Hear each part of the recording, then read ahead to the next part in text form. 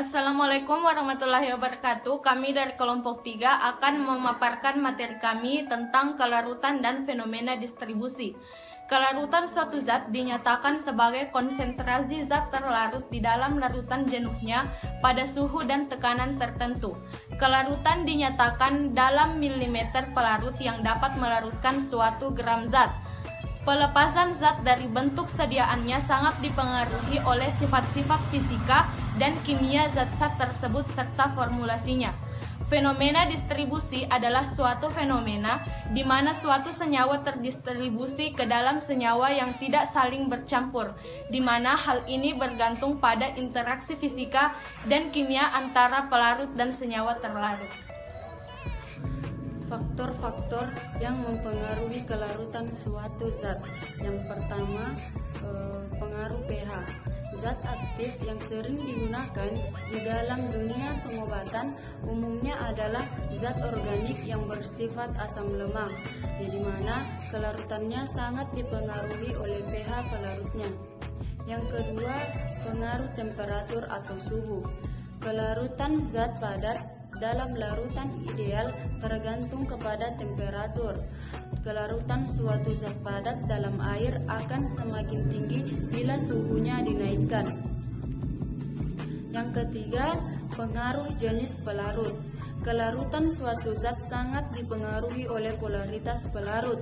Pelarut polar akan melarutkan lebih baik zat-zat polar dan ionik, begitu pula sebaliknya. Kelarutan juga bergantung pada struktur zat seperti perbandingan gugus polar dan nonpolar dari suatu molekul. Makin panjang rantai gugus nonpolar suatu zat, makin sukar zat tersebut larut dalam air pelarut polar, bertindak sebagai pelarut. Yang keempat, pengaruh bentuk dan ukuran partikel. Kelarutan suatu zat akan naik dengan berkurangnya ukuran partikel suatu zat. Konfigurasi molekul dan bentuk susunan kristal juga berpengaruh terhadap kelarutan zat. Mekanisme zat dapat larut dalam pelarutnya terbagi menjadi 3, yaitu yang pertama pelarut polar, yang kedua pelarut nonpolar, dan yang ketiga pelarut semipolar. Yang pertama pelarut polar. Pelarut polar memecahkan ikatan kovalen pada elektrolit kuat dengan reaksi asam basa karena pelarut polar bersifat amfibrotik. Pelarut polar mampu melarutkan molekul dan ion dengan adanya gaya interaksi dipol, terutama pembentukan hidrogen yang menyebabkan kelarutan dari pelarut polar.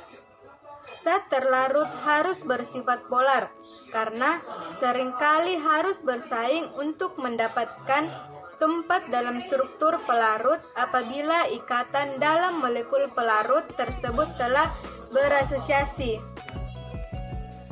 Yang kedua, pelarut nonpolar. Pelarut nonpolar tidak dapat mengurangi gaya tarik-menarik antara ion-ion elektrolit karena tetapan dielektriknya rendah. Pelarut nonpolar juga tidak bisa memecahkan ikatan kovalen dan tidak dapat meionisasi elektrolit lemah karena pelarut nonpolar termasuk dalam golongan pelarut aprotik. Yang ketiga, pelarut semipolar.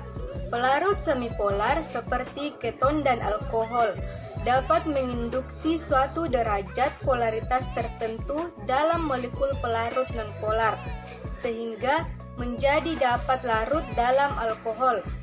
Pelarut semipolar dapat bertindak sebagai pelarut perantara yang dapat menyebabkan bercampurnya cairan polar dan nonpolar. Fenomena distribusi. Suatu zat dapat larut dalam dua macam pelarut, yang keduanya tidak saling bercampur.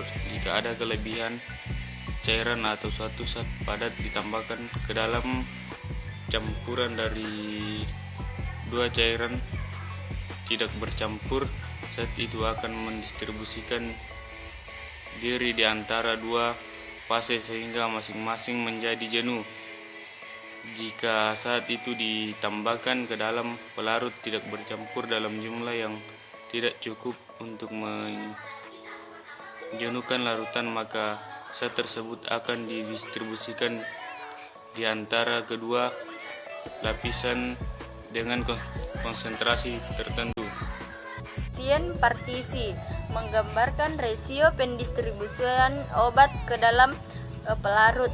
Sistem dua fase, yaitu pelarut organik dan air. Bila molekul semakin larut, lemak, koefisien pengisiannya semakin besar dan difusi transmembran terjadi lebih mudah.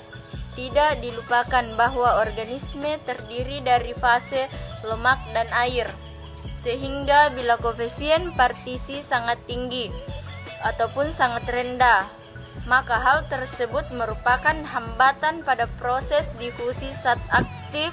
Faktor-faktor yang mempengaruhi fenomena distribusi, di mana dikatakan bahwa faktor yang mempengaruhi fenomena distribusi yaitu pengaruh sifat kelarutan bahan obat terhadap distribusi. Artinya, senyawa yang larut baik dalam bentuk lemak terkonsentrasi dalam jaringan yang mengandung banyak lemak, sedangkan sebaliknya, senyawa yang larut dalam air atau zat yang suka air hampir tidak diambil oleh jaringan lemak, karena itu ditentukan terutama dalam ekstrasel. Tentang pengaruh distribusi. Nah, pengaruh distribusi telah disebut juga dengan pengaruh obat.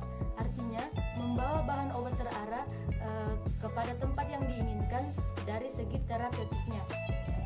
Kita mengharapkan distribusi dapat diatur. Maksudnya di sini konsentrasi obat pada tempat kerja lebih besar daripada konsentrasi di tempat lain pada organisme. Walaupun demikian, kemungkinan untuk mempengaruhi pada distribusi dalam hal kecil. Misalnya kemoterapi tumor ganas bisa dilakukan melalui penyuntikan atau infus sitostatika ke dalam arteri memasuk tumor untuk memperoleh kerja obat yang terarah. Itulah tadi video singkat yang dapat kami sampaikan tentang materi kami tentang fenomena distribusi dari kelompok 4 farmasi. Thank you for watching. Assalamualaikum warahmatullahi wabarakatuh.